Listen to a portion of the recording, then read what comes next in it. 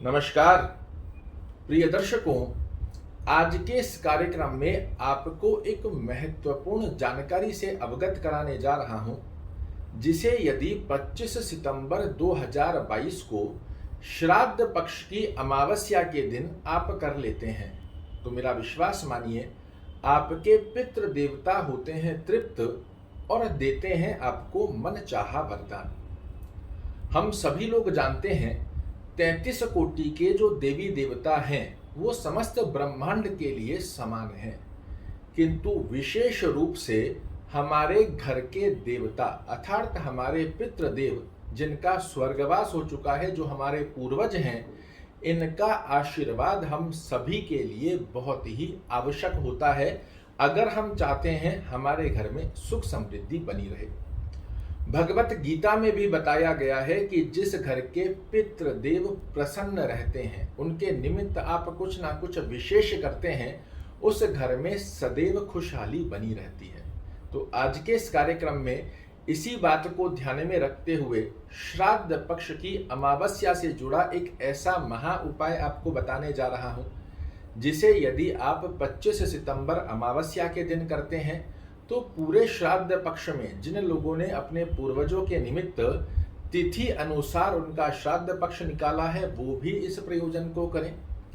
कई लोग ऐसे होते हैं जिनके पूर्वजों की तिथि, मृत तिथि उनको पता ही नहीं होती है, वो भी कर सकते हैं। मैं कहूँगा सब लोग अमावस्या के दिन आप ये प्रयोजन अवश्य कीजिए। 100% आपके पूर्वज तृप्त होते हैं, और जब पूर्वज तृप्त होते हैं ना, तो आपके घर में सुख समृद्धि ऐश्वर्य ना बढ़े ऐसा तो संभव ही नहीं होता। क्या करना है इसे समझ लीजिए। अमावस्या के दिन प्रातः काल स्नान इत्यादि से निवृत्त होकर पहली अवस्था में ध्यान रखिएगा, काले और नीले वस्त्र ना धारण करें। दूसरी अवस्था, बहुत से लोग बाद में कमेंट कर कर पूछते हैं क्या महिलाएं कर सकती है, क्या पुरुष कर सकते हैं, क्या वृद्ध, कोई भी घर का सदस्य करो, इन चीजों में उलझो मत। बहुत सात्विक रूप से हमारे पूर्वजों का आशीर्वाद हमें चाहिए, उनका आशीर्वाद, उनका वंश सदैव बढ़ता रहे, ये हमें चाहिए। इस कामना को ध्यान में रखते हुए आपको ये प्रयोजन करना है। एक कार्यक्रम मैंने आपको पहले भी बताया था, जिसमें बताया था कि 15 दिवस तक आप अपने परिंदे में अर्थात अपने किचन के अंदर एक जल का पात्र और दीपक की स्थिति का योग 15 दिन तक निरंतर बनाए रखिएगा। वो वीडियो जिन लोगों ने नहीं देखा, वो भी अमावस्या के दिन अपने किचन में अच्छे से साफ सफाई कर जहां आप पानी का बर्तन भरकर रखते हैं, उसी स्थान पर एक शुद्ध जल का लोटा भरकर रखें और उसके पास में घी का दीपक प्रज्वलित करें। पहली स्थिति आपको ये करना है। उसके पश्चात में आपके जो पूर्वज हैं, इनको प्रसन्न करना और इन्हें तृप्त करने की स्थिति में शास्त्र में बहुत ही परिपूर्णता से एक ऐसा प्रयोजन बताया गया है, जिसे यदि आप कर लेते हैं तो पूर्ण वर्ष आपके पितृ तृप्त रहते हैं। क्या करना चाहिए? एक आसन बिछा लें, दक्षिण दिशा में आपका मुख होना चाहिए, और सामग्री क्या क्या चाहिएगी? तो या तो एक बड़ी परात हो आपके पास में, या फिर एक बड़ा भगोना ले लें जिसके अंदर अच्छे से पानी भर सकता है। आधे से ज़्यादा परात या आधे से ज़्यादा भगोना आपने पानी का भरना है। उसमें थोड़ा सा दूध डाल लीजिए, थोड़े से काले तिल डाल लीजिए, और थोड़े से गुलाब का पुष्प की पत्तियां डाल सकते हैं। अगर आपके घर में कुशा है, कुशा अर्थात डाब जिसे हम कहते हैं, वो आपके हाथ में है तो उसकी रिंग बना सकते हैं, अंगूठी बनाकर पहन सकते हैं। अगर छोटा सा टुकड़ा भी है तो उसे इस भाग के अंदर इस प्रकार से सीधे हाथ में, इस हाथ की स्थिति में यहाँ अटका सकते हैं। अगर डाब नहीं है तो भी कोई परेशानी नहीं है। आप सात्विक रूप से क्या करेंगे तो दक्षिण दिशा में आपका मुख होना चाहिए। पराती या भगोने के अंदर आपने जल भर लिया, उसमें थोड़ा दूध डाला, 2-4-10 दाने तिल के डाल लिए, काले तिल के, और थोड़े से पुष्प डाल लिए। ध्यान करना है अपने पूर्वजों का कि आपके निमित्त मैं आज तर्पण करने जा रहा हूं, और ये तर्पण आपको प्राप्त हो, इससे आप तृप्त हो, यही कामना मेरी है और इस तृप्त स्थिति के बाद में आपका आशीर्वाद मेरे और मेरे परिवार पर सदैव बना रहे, ये आशीर्वाद आप मुझे प्रदान कीजिए।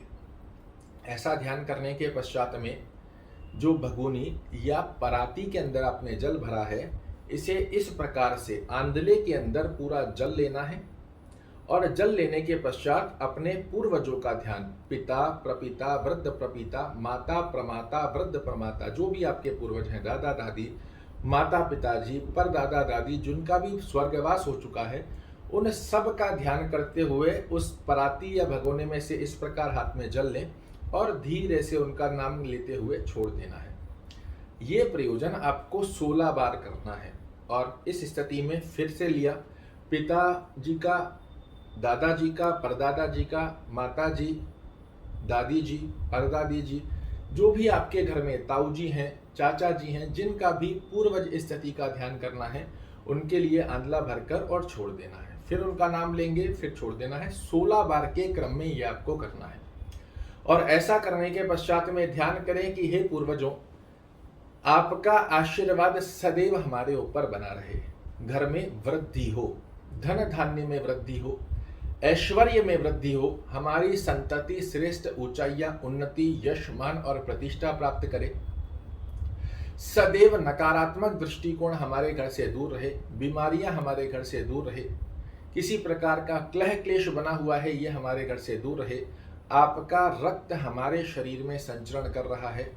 इसी स्थिति को हम श्रेष्ठ ऊंचाइयों के साथ निरंतर आगे बढ़ाते हुए आपके वर्चस्व को बनाए रखें, ऐसा आशीर्वाद हमें प्रदान कीजिए। और ऐसा ध्यान करने के पश्चात में प्रणाम कीजिए और ये जो जल है इसको किसी भी पेड़ पौधे गमले ऐसी जगह चढ़ाएं जहां किसी के पैर में ना आए। उसके पश्चात अगर संभवत आपके लिए रहता है तो किसी ब्राह्मण को अमावस्या के दिन जरूर से भोजन करवा दीजिए। अगर संभवत रहता है तो आप कौवों को कुछ ना कुछ खाने की वस्तु दे सकते हैं, गौ माता को दे सकते हैं, चींटियों को दे सकते हैं। कई शहर ऐसे हैं जहां पर गाय माता, कौवे, चींटियां नहीं मिलती है, बहुत कोई दिक्कत नहीं है। आप ब्राह्मण भोजन करवा सकते हैं, वो करवाइए, वो भी संभवत नहीं है तो अपने पूर्वजों के निमित्त किसी भी गरीब व्यक्ति को जो भी संभवत बन सकता है, वस्त्र, खाने की कोई वस्तु, जूता, चप्पल, ऐसा कुछ भी जो आप अपने पूर्वजों के निमित्त करना चाहें, ऐसा कुछ ना कुछ दान यथा स्थिति, यथा संभवता की स्थिति में अमावस्या के दिन जरूर से कीजिएगा और अपने पूर्वजों का आशीर्वाद प्राप्त कीजिएगा। फिर देखिए कैसे होती है आपके घर में खुशहालियों की बरसात। आशा करता हूँ मेरे द्वारा दी गई ये जानकारी आपको पसंद आएगी। कल फिर से एक नई जानकारी लेकर आपके सामने उपस्थित होऊंगा। तब तक के लिए नमस्कार।